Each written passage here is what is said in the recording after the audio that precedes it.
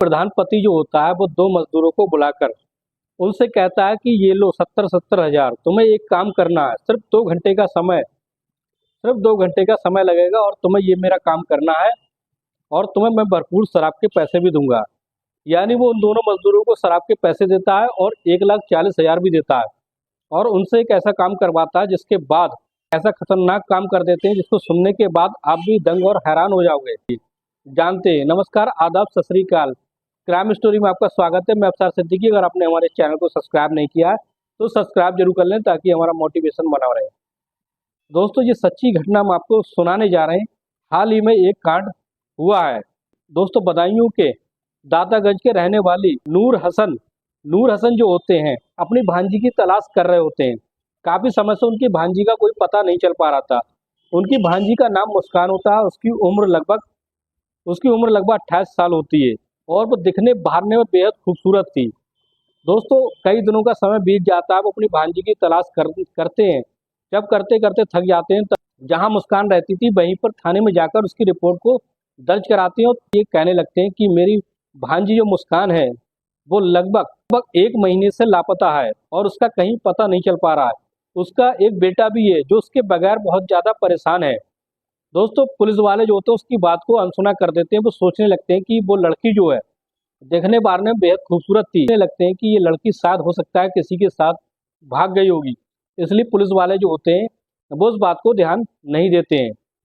दोस्तों, फिर धीरे धीरे जैसे समय बीतता जाता है नूर हसन जो होते हैं अपनी भांजी की पूरी तरीके से तलाश करने लगते हैं। उझानी का रहने वाला एक प्रधान पति का नाम रिजवान होता है। रिजवान जो होता है उसको थाने में लाया जाता है। दोस्तों, फिर क्या होता है, वो भी अपनी पत्नी की तलाश में जुट जाता है। यानी वो भी अपनी पत्नी की तलाश के लिए FIR दर्ज कराता है। उसकी 2 पत्नी होती हैं। एक पत्नी का नाम जैनब होता है जो कि उझानी की प्रधान होती है। 30 मार्च 2025 को एक गड्ढा खोदकर एक लाश को निकाला जाता है। फिर उसकी जो जांच की जाती है तो पता चलता है लाश है वो रिजवान की दूसरी पत्नी की है। यानी उसकी 2 बीवियां होती है। एक का नाम जैनब, एक का नाम मुस्कान। तो पूरा शक जो होता है रिजवान पर जाता है और रिजवान पर पुलिस का जब पूरा शक जाता है तो रिजवान को उससे रिमांड में लेती है। लेने के बाद उससे पूछताछ करने लगती है। वो कहती है कि तुम्हारी पत्नी लगभग 40 दिन से लापता थी और आज उसकी लाश मिली है। हो ना हो ये तुमने ही उसको मरवाया है। और इसलिए दोस्तों, जैसी उसकी पोस्टमार्टम की रिपोर्ट आती है तो पोस्टमार्टम की रिपोर्ट में ये पता चलता है कि उस लड़की की जो गला दबाकर हत्या की थी। पुलिस जब रिजवान से पूछताछ करने लगती है, जब पुलिस सख्ती से आती है तो रिजवान जो होता है वो टूट जाता है। उझानी का रहने वाला रिजवान ऐसी सच को बताता है जिसको सुनने के बाद भी लोग हैरान और दंग रह जाते हैं कि आखिर एक प्रधान पति अपनी ही दूसरी पत्नी को आखिर कैसे मरवा सकता है। दोस्तों, ये बात है लगभग 2020 की, जब उसकी रिजवान की मुलाकात दोस्तों दातागंज के रहने वाली मुस्कान से होती है। मुस्कान जो होती है दिखने बारने में बेहद खूबसूरत थी और वो एक नाटक कंपनी में काम करती थी और बड़ी बड़ी डांस पार्टियों में जाती थी। इसी तरीके से दोस्तों उसकी मुलाकात रिजवान से हो जाती है। रिजवान तो पहले से ही शादीशुदा होता है, इसलिए इसकी मुलाकात जब से मुस्कान से होती तो मुस्कान को दिल दे बैठता है और मुस्कान को चाहने लगता है। इस तरीके से मुस्कान से शादी कर लेता है। शादी करने के बाद उनको एक बेटा होता है। रिजवान जो होता है जैनब जो उसकी पत्नी प्रधान होती है उससे मुस्कान को अलग रखता था। और इस तरीके से दोस्तों दोनों में इतना ज्यादा मतभेद था कि एक दूसरे के बगैर एक दूसरे को वो देखना भी पसंद नहीं करती थी। अब इसलिए दोस्तों क्या होता है, जब धीरे धीरे मामला विवाद बढ़ता जाता है, अब तो मुस्कान जो होती है रिजवान से कहने लगती है कि मुझे पहले तो वो 20,000 रुपये महीना मांगती थी, लेकिन धीरे धीरे वो अपनी डिमांड ज़्यादा करने लगती है। मुस्कान कहने लगती है कि मुझे अब खर्चा 40,000 रुपये महीना चाहिए। दोस्तों, वो धमकियां देने लगती है कि नहीं तो तुम्हारे साथ बहुत गलत हो सकता है। दोस्तों, फिर क्या होता है, रिजवान कहने लगता है कि मेरी इतनी बड़ी आमदनी नहीं है जो मैं तुम्हें इतना बड़ा खर्चा दे सकूं।